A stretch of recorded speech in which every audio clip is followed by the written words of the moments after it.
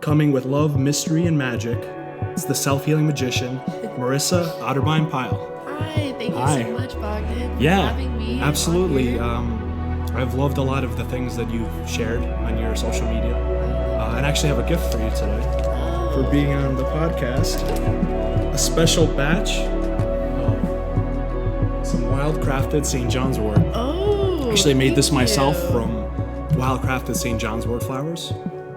Ooh, An interesting thing called fireweed honey. So it's the special kind of honey that only grows in the mountains. yeah. Some spring water and some high-quality alcohol. So It feels really nice. Thank you. you're very welcome. Well, thank you for being on the show. Yeah. So let's get right into it. Sounds good. This episode, we're focusing a lot on magical medicine. Yes. So what does magic mean to you? That's a great question. And I'm a little bit sick, so if my voice is...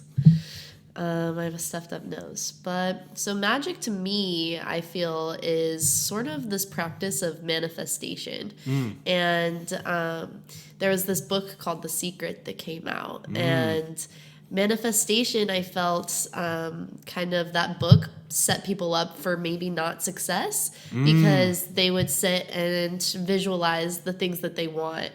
And that is in one level manifestation and one piece of it. It's important to manifest and visualize what you're wanting, but the true magic comes when you start to align and show up in the areas of your life that you are working towards to get that end goal.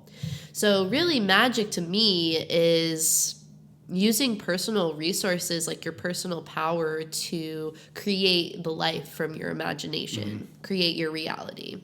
I absolutely agree. And I don't know if you ever watched the Secret documentary, I did. but it was detestable. Oh, really? It really was. The way that it was framed is like you can use magic to get the cars you want and to get the money you want and to get the wife or husband you want. And it was just so superficial and so materialistic. So whenever anyone magic. brings up like that book, Magic, The Secret, I think it has some good points that we do manifest our lives, but the way that it was at least branded and showed to people, in my opinion, was very superficial and is exactly the kind of magic that gets you in trouble. Yeah, and just making the point that I really believe that we are multidimensional beings, and so we have our physical selves, but we also have our emotional, mental, and spiritual selves, and working to bring those into harmony so that we can be happy with our internal and external environments. Yeah. Absolutely. So I saw you make a post about animal medicine. The Slug medicine, right? Yeah. Can you tell us a little bit more about what animal medicine is? I've heard of this idea a lot in shamanic practices and have done some research on my own. But Sure. Just to kind of share, and I feel comfortable sharing this because of where we are in society for our psychedelic renaissance. Maybe years ago, this wouldn't be as accepted, but I was on psilocybin. I was in a journey, and I was at a festival. I personally love festivals for the use of psychedelics because when done correctly, it creates a container to play and explore. So I use them at festivals as medicines for self-exploration. And I had taken the mushrooms and I was seeing energy. And I was seeing through people's heart chakra and out through the crown of their heads, different energetic animals coming in, which I took as that being their spirit guides. And a voice inside of me said at different times, we have allies coming in all the time. So that kind of awoke me to a new lens to what the spirit guides, the animals are. And I do kind of have problems around that language because I don't want to add any cultural appropriation to totem animals, spirit animals. So I just sort of want to make an awareness there of spirit animals. Really, anybody can connect with any animals. So I'm a Leo, and so I love lions, and I've always I happen to be wearing my lion sweatshirt today. Yes. So I must have known somehow. So that was the first animal that I ever connected with. And I would connect with them in dreams and then just sort of in my personality. And what I'm realizing now that as I grow more into myself, as we up level our lives, we have different animal allies come and give us gifts. And so if we're open to cultivating ourselves, then we're open to those new gifts that we can find. The idea of the animals visiting in dreams resonates a lot with me. Actually, I've had countless dreams where some kind of like big cat came into it, either like a lynx or like a lion. I remember there was one dream I had where I was just kind of hanging out in a field with this like white lion, and it had almost like glowing white fur, and I was just like hanging out with it in a field and hugging it. Yeah. And we were just like hanging out. That's so interesting. I feel like I've had a very similar dream to you. That's like the white lion. And after that, the idea of the white lion, whatever that is, kind of started resonating with me. Yeah. And like what I found too is then all of a sudden you kind of start seeing these synchronicities, and then all of a sudden there's like you just see maybe a white lion, even if it's just like a statue or it's on a TV documentary where you're going. It's kind of like these synchronicities that the universe works in. That's kind of a big aspect of manifestation, is not only do you need to manifest, meaning like define your goals, your dreams, and kind of visualize and work towards them, but you have to listen to the signs that point you that you're either on the path and you're not on the path. And I think the spirit animals are one way that you know you're on the path or that you've deviated from it. I think spirit makes it pretty obvious when we're doing our true life and when we're not. Yeah, exactly. And I feel like maybe this is a good segue to come into the power of our breath. And so what I've really been diving into is using the breath to match to some of those synchronicities. So we have control over our physical bodies with our breath. I say that if we're instruments, the body or the breath is a tuner. And so just kind of making that point of our breath has control, and we can start aligning to the more emotional and mental sides, spiritual sides, when we activate on the physical level. Right. Now, the breath in ancient traditions like yoga is, like you said, the way that we can control our bodies. And what's interesting about our breath is it's the only really aspect of our nervous system that's both under control and not under control. Meaning when we become conscious of the breath, we breathe. Like the fact that I even bring up like conscious breath, suddenly you're aware and now you're voluntary breathing. But usually it's a subconscious process. So the understanding is that the breath is a way to link the conscious and the subconscious, because it can be either process. So because of that, it's a way to influence your nervous system. And I think that that's the reason why these yogic traditions, they focus so much on breath work. Is because that's actually how you gain control over the so-called not controllable aspects or the autonomic nervous system. And I've seen some interesting research from longtime meditators being able to control like their heartbeat, being able to control like their blood pressure, and all these different things that you think as somebody born within the Western tradition is, that's just the body and it just does that and you can't control it. But that's why I think breath work is so powerful. So can you tell us a little bit more about what kind of breath work practices you like to do? And I also really like the breath work because if you're not feeling like some of this is like, whoa, way out there, well, maybe you just haven't had an introduction to noticing some of these synchronicities that are always available to us. And so by using the breath, you kind of come back in your body and you have more of this grounded place of operating from. So I learned about breath work because of Stan Grof.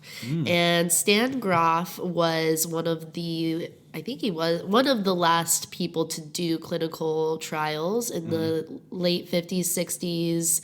with LSD. And in 1971, when Nixon passed the act to legalize all of or make these substances illegal. The war on drugs essentially was started. Exactly. Under Nixon. In 1971, exactly. And that's why there's been a huge dark period. It's changing the news and everything. You've probably heard of that.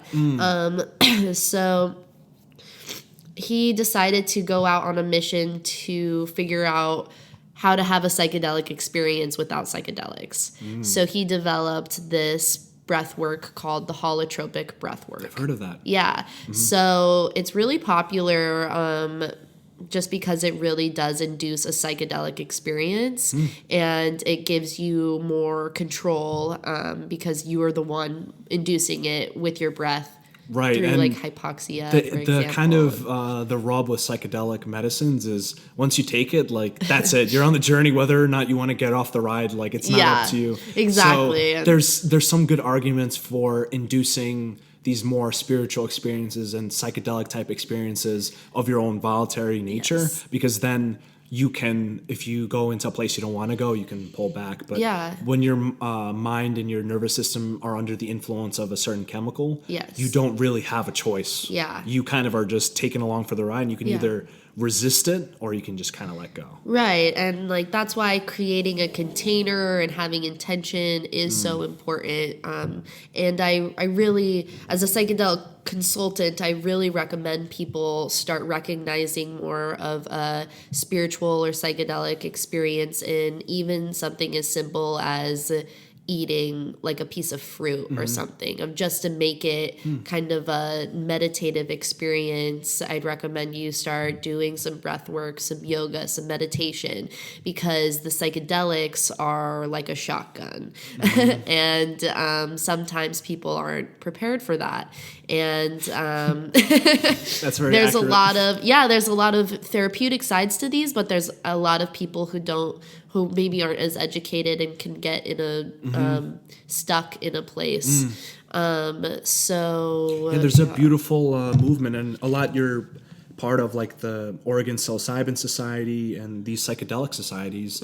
They're a major force moving these entheogenic medicines or divine generating medicines or psychedelic mind manifesting medicines into a healing and clinical context, so that they're not just, something that people take, at a party with their friends to trip balls or whatever, but something that, somebody with, PTSD or somebody with a serious mental condition can go to, like a healer, almost like a neo-shaman or something you can call it, and they can guide them through this trip, possibly even microdose the medicines or full doses in a controlled environment where you work on like a particular aspect. And from everything I've read, all the research that's going on, and from my own personal experiences, I found that psychedelic medicines are one of the most powerful methods for transforming your minds, because they allow you to tap into aspects of your spirit and your mind and your subconscious mind that usually are very closed off. And closed off for good reason, because usually it's terrifying as crap, really. Yeah, and it gets us out of our prefrontal cortex, and it allows us to get out of kind of the patterns. Default mode network, they call it. Like default mode network. What they call in the traditions of like monkey minds and just pattern. Not like habitual action and being unconscious, basically. And the whole way that the FDA is even allowing these to be studied is because of the psychotherapy piece. Because I think there's like a huge uproar and excitement around the psychedelic medicines, but actually that's only 25%. And you might have some heavy insights and downloads in your life, but the other 75% of that is, how do I take those insights and apply them to my life to make long-lasting change? That's really the most important thing, I think of it, because although the experience in and of itself is life-altering, it won't do the work for you, because like you can't always be under the influence of a psychedelic. If you could be, that might be problematic anyway. To live like that. Like the greatest drug is our reality. Yeah, exactly, and our the way we act. So, I definitely look back on some of my psychedelic experiences, and I still take little bits of wisdom. I still remember things. They almost show you what is really possible for the mind, what is really possible for you to live like, but it doesn't give you it. It almost gives you like a teaser or like a taste of the spiritual reality that's possible. Yeah. But you still have to do the work. Yeah. And if you become too reliant on them, that's like another, I feel like, trap that some people get. You know, they trip like every weekend or even more frequently than that. And it's like, are they actually making the changes in their life that these experiences are trying to show them? Yeah, and that's the integration, and that's what's really seeing a lot of success. That's why I think the idea of bringing psychedelics into a more like healing practice or clinical practice is so powerful, because it allows people to do it within a certain specific context with some guidance. Yeah, exactly. And that's Stan Groff's idea of set and setting. And so I guess that'll bring it back to our breath work question. And so I looked into holotropic breath work, and it induces a very intense psychedelic experience. And I'm more on the line of thinking that as new healthcare and more people kind of become aware of the disenchantment of the of the pharmaceutical companies, there's more of a subtle and gentle way that our bodies respond to healing. And so holotropic breath work is a bit aggressive, even though it's just breath work. It's still like a journey, and it still can be like high psychedelic experience. And so I looked into this other form of breath work called soma breathing. And there's lots of resources out there. If you just Google it, you'll find it. But it's soma breathing, and I like it because it's a more gentle approach to what was induced in the holotropic. And so you're just a bit more in control, and it's really great for people who have trauma, and just anybody who kind of wants to tune back into their bodies. So that's why I chose to do the soma breathing instructor versus the holotropic certification. I liked its more gentle approach. So what is this practice based on? Is it kind of like a breath awareness? Are you breathing in a certain way for a period of time? What's like a general way of understanding how these work? So it's like a combination of, it's definitely a sequence. And so there's different forms for relaxation or for longevity, for example. So you'll just kind of be breathing normally, and then you exhale all, and you can make this hissing noise like It's like when you breathe out so quickly and so hard that it makes almost like a wheezing sound, right? Right, and you don't, you don't want to force anything. It's like very natural, and then you just make that hissing noise because that actually expels all of the oxygen in your lungs.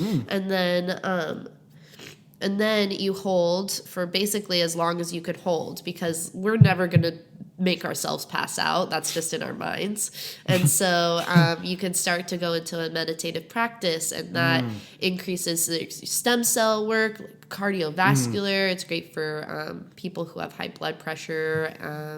And so there's kind of different sequences, but that's a main form. Then you would hold your breath for basically as long as you can, go into a meditative state, and then you would breathe in. And then this is the longevity one, for example, and then you would hold your perineum or your root chakra, or if you were to go to the bathroom and then stop that muscle, and you hold your breath again, and then you breathe normally. And you do that about like 3 or 4 times, and that would be the longevity routine and practice. Interesting. So what I'm being trained on, and I'm not completed with it, but is soma breathwork instructing, and so that I could lead a group of people through that. That's remarkable. Yeah. We were speaking before about these practices not being exceptionally mainstream, and some people might view a lot of these as kind of like woo-woo. Yeah. Fun word. Totally. I use it completely ironically. Yeah. But what I've noticed is that there's a way to approach this in a way that makes sense for people that don't want to enter it from like a spiritual or religious angle. Yes. And that's kind of the overall field of like mindfulness or awareness. Yeah. Because you don't really need to like believe in any particular God or any religion to realize that if you can calm your breath and calm your mind, your mental health is just better. You're more calm. You're more focused. You have less stress. And there's an intense amount of research. There's people, I don't know if you're familiar with Sam Harris. His work is very focused around like spirituality without spirituality. So like meditative practices without the trappings of like religious iconography or Hinduism or Buddhism, and just like focusing on like the actual practice and seeing those benefits for somebody that doesn't necessarily doesn't feel like they're very religious. Personally, I like all that. I like all the divinities and the gods, and the idea I have these days is that like whether or not they exist in some kind of way isn't that important, because they exist within our psyche, and they have a effect on our psyche. So like praying to like a certain god of some kind of archetype of energy of love or peace or strength or something that does things, and they come visit you in your dreams and it has an impact in your life. So I mean, what is real anyway? Like the mind is just as real as everything else. Yeah, exactly. And I've come to all of these conclusions just through my own personal experiences, and I'm the person that you have to see it to believe it. I also came from a scientific background, and I've just experienced things that kind of you can't unsee something, and so that's where I come from. And I always say, like, I believe in what you believe in. I'm not here to force anything onto you. I try to be conscientious of how I'm wording things, to not give advice, but just to offer up, because I do know that I have certain knowledge that can benefit people if they choose. And I really resonate with sort of the coyote trickster energy, where some Loki energy. Yeah, where I just kind of plant little seeds, and I'm not attached if they pick them up or not, but they're there for whoever and whenever they want to pick them up. So, and that's the wonderful thing about these kind of practices, is that you do them and you see what it is for yourself. Yeah. So you don't necessarily, like in Christianity, it's very based around belief and faith or something. But for these practices, it's based on do the practice and you'll find out for yourself. Yeah. Exactly. And I've certainly had a lot of incredibly hard to explain meditative experiences. Yeah. I started meditating at the end of high school, so it's been probably about like 10 years. And I know, just like, anybody could say anything about meditation, like it's woo. I don't even get like offended by it anymore. I just like laugh. I'm like, okay, 'cause you haven't ever done it. Like, exactly. You're just silly. You're just a silly person. But I do. This was really enjoyable, and I would love to continue with part 2. All right. It seems like we're strapped for time. Can you? We'll definitely be doing a part 2, where we're going to tackle a lot more about medicinal mushrooms, magical practices, and alike. I really enjoyed this. Can you tell our wonderful listeners how they can contact you or get in touch with your services? Yeah, so the social media route is the best. My Instagram handle is Love Miss Magic, like love mystery and magic, LOVEMYS Magic. And on Facebook, it's the same, but my name Marissa, and that's spelled with a Y, so MYRISSA. Thanks. Yeah. Marissa. Thank you for having Otterbein Pyle. Yes. Thank you. The self-healing magician. Yes. Thank you guys for listening.